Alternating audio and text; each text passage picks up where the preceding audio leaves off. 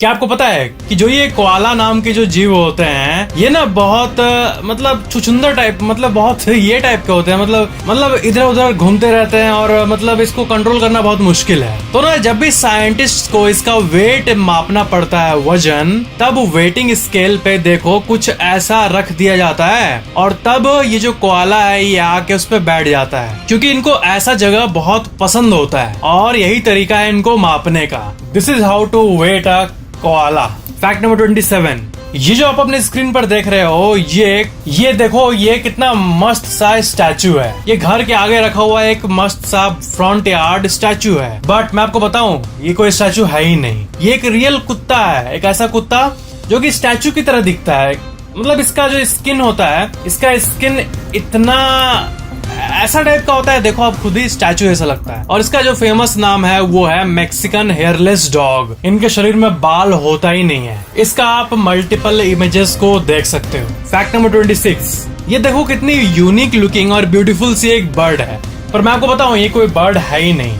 ये एक्चुअली में फ्लावर है, फूल है। इस फूल का नाम है मैग्नोलिया ब्लॉसम और ये ऐसा दिखता है जैसा कोई बर्ड हो। ये फूल बिल्कुल एक बर्ड की तरह दिखता है और इसका भी आप मल्टीपल इमेजेस को देख सकते हो। फैक्ट नंबर 25, जो क्रैब खाते हैं लोग, क्रैब, समुद्री क्रैब, वो कितना साइज का होता है, इतना बड़ा होता है, इतना बड़ा होता है। बट एक क्रैब का प्रजाति जापान में मिलता है, जापानीज स्पाइडर क्रैब नाम है उसको। देखो ये जो है ये इतना बड़ा क्रैब होता है, इसका देखो कितना बड़ा बड़ा टेंटिकल्स निकला हुआ है और इसका भी आप मल्टीपल इमेजेस देख सकते हो। ये मतलब इतना ह्यूज साइज का होता है। जापानीज स्पाइडर क्रैब नाम है इसका। फैक्ट नंबर 24, अब मैं आपको दुनिया की सबसे अमेजिंग आर्ट को दिखाने वाला हूँ जो कि रेडिट में वायरल हुआ था। ये आर्ट आप देखो एक बार, ये एक पिक है। इस पिक में क्या अनयूजुअल है आप बता सकते हो? देखो बात ये है ना कि ये जो यहाँ पे आप लेफ्ट साइड में ये देख रहे हो ये एक्चुअली में डोर है, बट जो बाकी का आप ये देख रहे हो ये सब उसी दीवार के ऊपर किया गया आर्ट वर्क है। ये ऐसा लगता है कि अंदर का व्यू है, बट उसको आप जाके छुओगे तो बिल्कुल प्लेन दिखेगा। इस पोस्ट को 1,43,000 से भी ज्यादा अब वोट्स मिले थे। ये सच में अमेजिंग वर्क है। वॉल में किए गए ऐसे पेंटिंग और आर्ट वर्क को ग्राफिटी कहते हैं, ग्राफिटी। फैक्ट नंबर 23, देखो बहुत मस्त सा आपको चीज दिखा रहा हूँ। देखो कोई भी दो आदमी, दो पर्सन या फिर कितने भी पर्सन जब पार्क में जाते हैं गर्मी के समय, तब वो पार्क में बेंचेस खोजते हैं। तो बेंच जो होता है वो बेंच जहाँ रखा रहता है वहां जाके हमको बैठना पड़ता है। बट अगर उस जगह पे धूप है, मान लो कि 5 बेंच है, पांचों में धूप पड़ रहा है, उसमें से एक खाली है, तो आप जाके बैठोगे और धूप को सहना ही होगा। ऐसा कोई मतलब ये नहीं है। बट ये देखो एक ऐसा पार्किंग सिस्टम, जो ये बेंच दिख रहा है आपको पार्क का, ये एक रेलवे ट्रैक जैसी चीज पर रखा हुआ है और जिस तरफ छांव है उसको ऐसे पकड़ के रोल करके वहां ले जाओ, पेड़ के नीचे या फिर जहां मन है आपको वहां ले जाओ और आप इस पोर्टेबल सीटिंग सिस्टम का मजा ले सकते हो।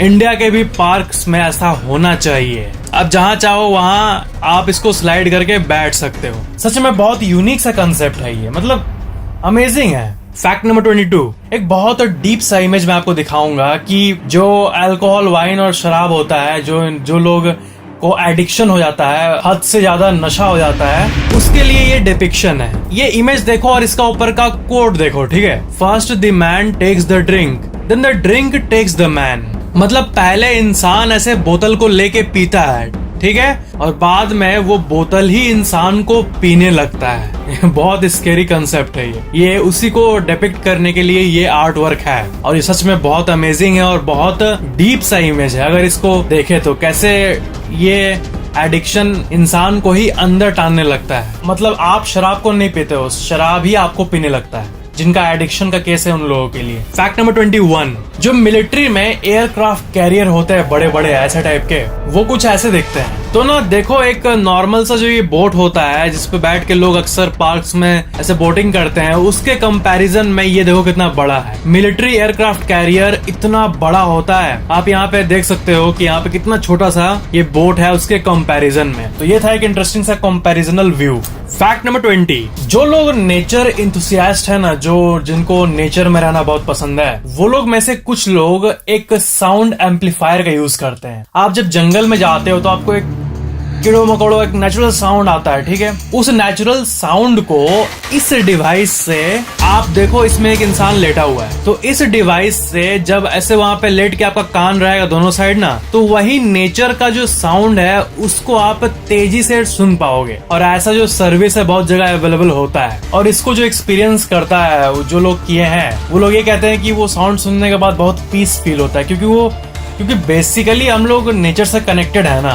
तो इस नॉइज एम्पलीफायर के चलते आपको नॉर्मल साउंड भी बहुत एक डिजिटल साउंड की तरह सुनाई देता है, और पूरा एकदम जोर से सुनाई देता है एकदम। Forest noise amplifier. Fact number 19, octopus के जो ये ऐसे होते हैं, निकले रहते हैं लेग्स, जो हम लोग एज्यूम करते हैं, ये कितने होते हैं, कितने लेग्स होते हैं ऑक्टोपस के? आपको आंसर मालूम ही होगा, ऑक्टोपस नाम ही है तो 8 लेग्स होंगे। बट सबसे बड़ा फैक्ट ये है, and octopus actually has 6 arms and 2 legs, not 8 legs. वो जो 6 होता है ऑक्टोपस का, जिसमें से 6 जो होता है उसका आर्म होता है, हाथ होता है, और बाकी 2 ही पैर होता है।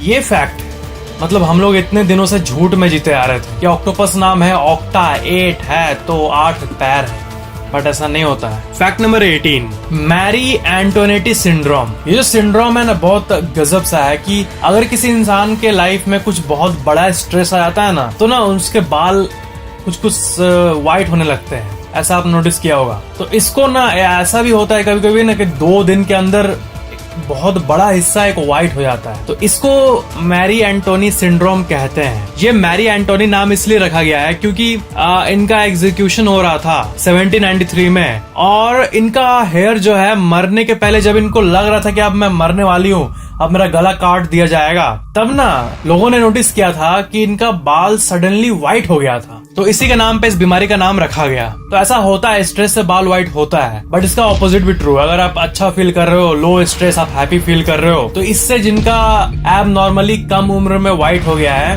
वो वापस रीगेन भी करने लगता है कलर। मतलब वो नेचुरली अपना कलर वापस आ जाता है जब आप लेस स्ट्रेस्ड, कम स्ट्रेस्ड या फिर हैप्पी फील करते हो। फैक्ट नंबर 17, एक सिस्टम होता है टंग ड्राइव सिस्टम। जिन लोगों का स्पाइनल कॉर्ड इंजरी होता है ना, जिससे वो चल नहीं पाते हैं, तो वो लोग बैठे रहते हैं व्हील चेयर में, तो ना उनके इस पार्ट में, ऊपर वाले पार्ट में एक ऐसा कुछ होता है, देखो फिट होता है। और ना माउस पैड आप देखे हो, माउस पैड, उसमें ऐसे करने से माउस हिलता है, वैसे ही कुछ इसमें होता है। अगर कोई अपने टंग से इस पैड पे ऐसे करे राइट, तो उसका जो व्हील चेयर है वो राइट घूमने लगता है। ऐसा सिस्टम, मस्त सा सिस्टम है ये।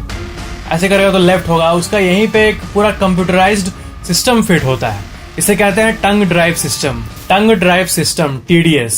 टीडीएस सुन के तो टैक्स डिडक्टेड एट सोर्स वाला याद आ रहा है, टीडीएस, बट ये है tongue drive system, TDS. Fact number 16, ऐसे भी कई लोग हैं इस दुनिया में जिनको ना मुर्गियों से डर लगता है, लिटरली। जैसे अगर आपके पास यहाँ पे एकदम आपके थोड़ी दूरी में अगर शेर आ जाए तो आपको कैसा फील होगा, वैसा मुर्गी देख के फील होता है, लिटरली। इसको कहते हैं electrophobia. Electrophobia is the specific term for phobia to hen या फिर चिकन। फैक्ट नंबर 15, आप ब्लू व्हेल के बारे में सुने हो? ब्लू व्हेल ये दुनिया के सबसे बड़े जीव में से एक है, ठीक है। अब ब्लू व्हेल और इंसान का साइज को देखो, आप यहाँ देख सकते हो कंपैरिजन, इतना छोटा सा इंसान और इतना बड़ा ब्लू व्हेल, ठीक है। बट सबसे अमेजिंग फैक्ट ये है ब्लू व्हेल के बारे में कि एक ब्लू व्हेल, एक बीच बॉल जो होता है, इससे हम लोग खेलते हैं समुद्र के किनारे, बीच बॉल, उससे बड़ा कोई चीज को ये अपने अंदर ले ही नहीं सकता। मतलब शरीर इतना बड़ा गद्धड़ जैसा है, एकदम मोटा सा, बड़ा सा, लेकिन इसका स्वेल्विंग पावर जो होता है, निगलने का पावर, वो कम होता है, क्योंकि इसका माउथ बहुत, जो गला का पासिंग जो होता है वो बहुत पतला होता है। बीच बॉल से बड़ा कुछ ये नहीं ले पाता है, भले ही इतना बड़ा जीव हो। बीच बॉल से बड़ा कुछ भी ये इनहेल नहीं कर सकता है, क्योंकि इनका थ्रोट बहुत स्मॉल होता है। बट ये बात तो बहुत लोगों को नहीं पता, उनको लगता है कि ब्लू व्हेल 10 इंसान को निगल जाएगा। ऐसा नहीं होता है रियलिटी में। फिल्मों में तो कुछ भी दिखाएंगे, वो कुछ भी चलता है, बट रियल लाइफ के रियल सीन की बात करें तो उतना नहीं निगल सकता है blue whale. Fact number 14, internet speed. ठीक है, आपको पता होगा एमबीपीएस में होता है, मेरा इंटरनेट 10 एमबीपीएस का है, 100 का है, ऐसे लोग बोलते हैं। आपके मन में आया होगा ना कि किस कंट्री में सबसे हाईएस्ट इंटरनेट स्पीड अवेलेबल होगा। तो देखो मैं आपको बहुत इंटरेस्टिंग सा एक ऑफिशियल विकिपीडिया लिस्ट दिखाता हूँ। साउथ कोरिया देखो, साउथ कोरिया का एवरेज कनेक्शन स्पीड पूरे जो वहाँ के देश में है वो है 28.6 और ये नंबर 1 पे है। ठीक है, मतलब पूरे साउथ कोरिया का एवरेज, किसी घर में ज्यादा कम है, सबको अगर कैलकुलेट करके डिवाइड करो जो एवरेज निकाले हम लोग, तब 28.6 आएगा जो कि पूरे धरती पे सबसे ज्यादा है एवरेज स्पीड की बात करें तो देखो साउथ कोरिया 28.6 है, फिर नॉर्वे, स्वीडन, हांगकांग आप देख सकते हो कम होते जा रहा है स्पीड। यूएसए का भी 18.7 है एवरेज इंटरनेट स्पीड। और करते करते करते करते जब यहाँ नीचे आते हैं तो 63 नंबर पे इंडिया है और पूरे भारत का एवरेज कनेक्शन स्पीड है 6.5 Mbps।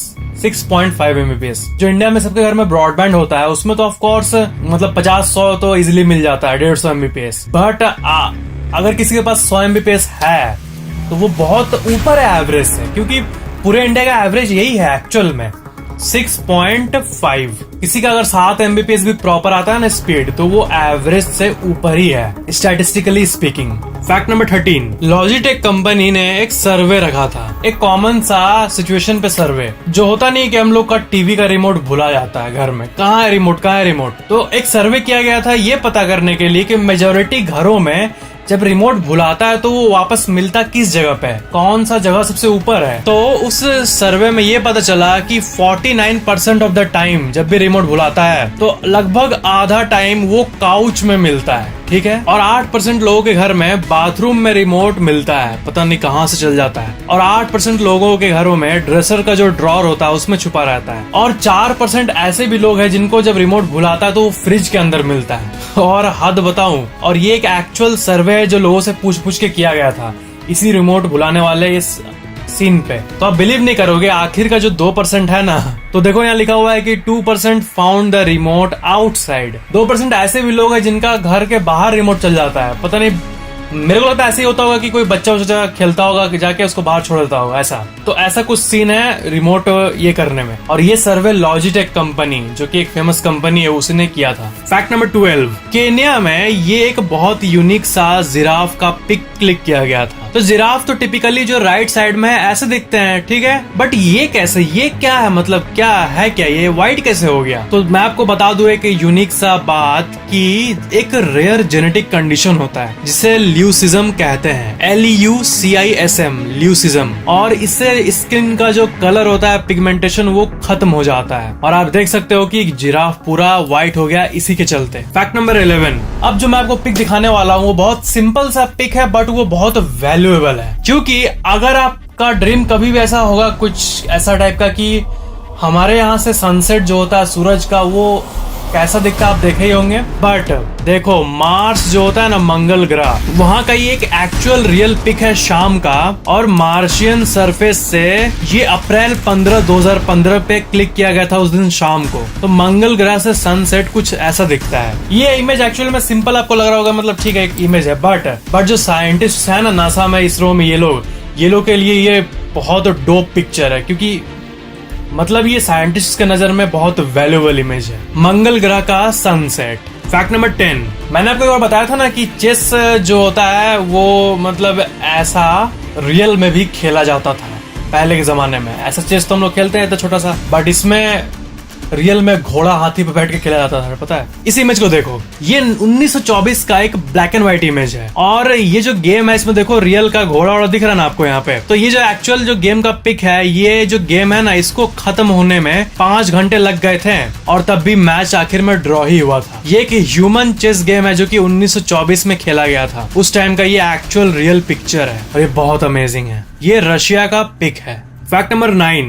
जब गोल्ड जो सोना होता है उसको जब निकाला जाता है ना, तब जो मतलब जो ऐसे पत्थर में जो नेचुरल रूप में होता है ना, देखो कुछ ऐसा होता है। ये मतलब एब्सोल्युटली रॉ, एकदम कच्चा गोल्ड है। जो धरती के अंदर जो होता है ना वो कुछ ऐसा ही होता है और इसी को बाद में बना के मतलब बहुत कुछ बना दिया जाता है। तो ये देखो, ये इंसान अपने हाथ में 3 रॉ गोल्ड के मलबे को लिया हुआ है। और ऑन द अदर साइड जो ओपल होता है, जो रिंग्स में होता है, जब भी ओपल फ्रेश जमीन से निकलता है ना, तो वो कुछ ऐसा दिखता है। पत्थरों के बीच में ये वैल्यूएबल चीजें होती है और बहुत मुश्किल से, बहुत मेहनत के बाद जो माइनर्स होते हैं उनको ये मिलता है। फैक्ट नंबर 8, जो साउथ अफ्रीका का टोपोग्राफी है ना, मतलब उसका जमीन का जो उबड़ खाबड़नेस, मतलब रुको, ये आप इमेज देखो पहले। साउथ अफ्रीका का टोपोग्राफी ये है। इसमें देखो जो साइड में समुद्र के साइड वाला ये जो एरिया है, इसमें कितना पहाड़ है, ये है मतलब बहुत डिटेल्ड इमेज है ये। और इसमें जितना आप डिटेल देखो ये ऐसा होता है, मतलब ऐसा उबड़ खाबड़नेस है साउथ अफ्रीका का, और ये दुनिया के सबसे कॉम्प्लेक्स उबड़ खाबड़नेस में से एक है। फैक्ट नंबर 7, एक वेदर फेनोमेनन होता है जिसे कहते हैं ल्यूनर कोरोना। ये वो अलग कोरोना है, ये इसका नाम ही है, मतलब इस फेनोमेनन का नाम ही कोरोना है, वो कोरोना को मतलब नहीं है इसका। तो इसमें क्या होता है ना कि मून जो होता है वो रेनबो जैसी एक चीज से ऐसा मून दिखता है, ये ऐसा कुछ व्यू होता है ल्यूनर कोरोना नाम का। और ये सच में बहुत अमेजिंग और रेयर व्यू है मून का, जो ये आप अपने स्क्रीन पर देख रहे हो। फैक्ट नंबर 6, जो चिड़ियों का नेस्ट होता है वो कुछ ऐसा होता है, ठीक है, पेड़ों पर रहता है, बट एक बॉल्ड ईगल नाम का ये जो चिड़िया है, इसका जो नेस्ट होता है ना, आप देखो इंसान बैठा हुआ है, इतना बड़ा सा नेस्ट होता है बाल्ड ईगल का, 5 फीट वाइड, 3 फीट डीप, ऐसा टाइप का होता है ये। और जो लार्जेस्ट फाउंड जो इंसान को मिला है एक बाल्ड ईगल का ये नेस्ट, इसका जो डायामीटर है वो 9.5 फीट है, 20 फीट गहरा है और वजन करीब 6000 पाउंड्स है, मतलब करीब 2700 किलोग्राम का nest. Fact number 5, would picker नाम की ये जो आप बर्ड देख रहे हो, इसका टंग देखो, ये कुछ ना सांप होता है ना, सांप का ऐसा टाइप का जो टंग होता है, पतला लंबा टाइप का, वैसा टाइप का टंग इसका होता है। और ये इतना लंबा होता है कि ये मतलब आप देख सकते हो। और सबसे अमेजिंग बात है कि देखो ये कैसे अपने टंग को अंदर रखता है, ये देखो अपने दिमाग के ऊपर ऐसे रैप करके अंदर रखता है, जब निकालना होता तो निकाल देता है। ऐसा कुछ इंटीरियर सिस्टम होता है, आप अपने स्क्रीन पर देखो, ये मतलब ऐसे रैप करके रखता है अपना ये टंग, और जब निकालता है तब का व्यू तो आप यहाँ नीचे देख ही सकते हो। फैक्ट नंबर 4, मथुरा में कई लोग ना जो वाइल्ड लाइफ कंजर्वेशन में काम करते हैं, वो ना हाल ही में ऐसा न्यूज में आया था कि वहाँ के जो विलेजर्स है और वहाँ के जो वाइल्ड लाइफ जो केयर करते हैं जानवरों का, वो देखो हाथियों के लिए ऐसा स्वेटर बनाए थे ताकि एलिफेंट्स वार्म रह पाए, गर्म रह पाए, इनको ठंडा ना लगे। और इस न्यूज को भी बहुत लोगों ने अप्रिशिएट किया था। फैक्ट नंबर 3, ये देखो मैं आपको और एक अमेजिंग सा पिक दिखा रहा हूँ। इधर वाला जो आप देख सकते हो ये है स्पर्म व्हेल का ब्रेन, उसके बाद ये है इंसान का ब्रेन, उसके बाद ये है डॉल्फिन का ब्रेन, और उसके बाद रिवर डॉल्फिन का ब्रेन। और जो आप ये इधर वाला देख रहे हो, ये जो स्पर्म व्हेल का ब्रेन है, ये करीब 10 किलो का होता है, मतलब जो इतना ये जो है ये उन लोगों का इतना बड़ा होता है और इंसानों की तरह ही दिखता है स्पर्म व्हेल का ब्रेन। फैक्ट नंबर 2, एवोकाडो का नाम सुने आप? ये फल एवोकाडो सुने ही होगा, जरूर सुने होगा, और हो सकता है इसको आप लिए हुए होगे हाथ में। उतना भी पॉपुलर नहीं है बट आपको पता ही होगा। तो ये देखो, ये दुनिया के सबसे लंबे एवोकाडो के प्रजाति में से एक है और ये बहुत रेयरली पाए जाते हैं, इतने लंबे लंबे एवोकाडो। फैक्ट नंबर 1, फाइनेंस वाले वीडियो में मैंने आपको बताया था कि ये जो कॉइन्स होते हैं इन्हें बनाने का खर्चा कितना होता है। तो उसी के कॉन्टेक्स्ट में मैं आपको और एक चीज बताऊंगा, पहले ये रिवीजन सुन लो। आपको पता होना चाहिए कि जो ये गवर्नमेंट कॉइन बनाती है और उसका जो लोहा या फिर जिससे भी बनता है ये मेटल, इसका भी कॉस्ट आता होगा, इसका भी तो प्राइस है। तो मतलब पैसे को बनाने के लिए भी पैसा लगता है। तो ये जो है ना 1 रुपए का कॉइन, इसे बनाने में 1.1 रुपीज लगते हैं, मतलब लॉस। बट जो बाकी 1 रुपए से ज्यादा का कॉइन्स है, जैसे 2 रुपीज, इसको बनाने में 1.28 रुपये लगता है, मतलब वैल्यू से कम ही लगता है। और बाकी 5 रुपए को बनाने में 3.69 रुपीज लगते हैं, और 10 रुपए के कॉइन को बनाने में 5.54 रुपीज लगते हैं, और 1000 2000 के नोट को भी बनाने में करीब इतने के आसपास खर्चा होता होगा, 10-20 रुपए के आसपास। मतलब सबको बनाने का खर्चा कम ही है उसके वैल्यू से।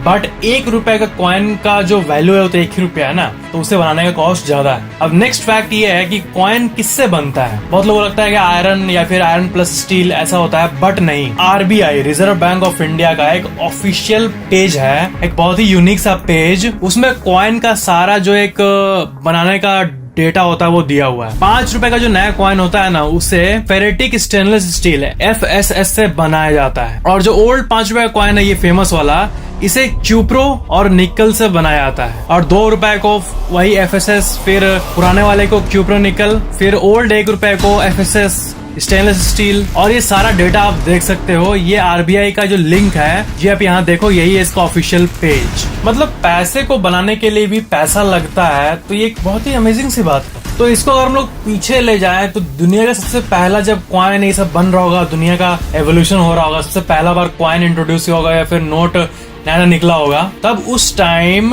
कैसे शुरुआत हुआ था, बहुत अमेजिंग सी बात है। और मैं आपको फैक्ट बता दूं, इंडिया में आप कभी 10,000 का नोट देखे हो? 10,000 का नोट आपको पता है 1938 में RBI ने, जब उस टाइम ब्रिटिश राज था ना, तब उस टाइम एक बार 10,000 का भी नोट इंट्रोड्यूस किया गया था, पता है 1938 में। बट बाद में जाके इसको डीमोनेटाइज कर दिया गया। ये एक बहुत ही मतलब अमेजिंग बात है, इतने पुराने टाइम में 1938 में 10,000 का नोट, बापरे। So that was the video पसंद आया तो लाइक जरूर करना और शेयर भी जरूर कर देना। और आप मेरे ऑफिशियल इंस्टाग्राम आईडी को भी फॉलो कर लेना, लिंक डिस्क्रिप्शन में दिया हुआ है। और चैनल को सब्सक्राइब करके बेल आइकन भी ऑन कर लेना। Thank you so much for watching this video.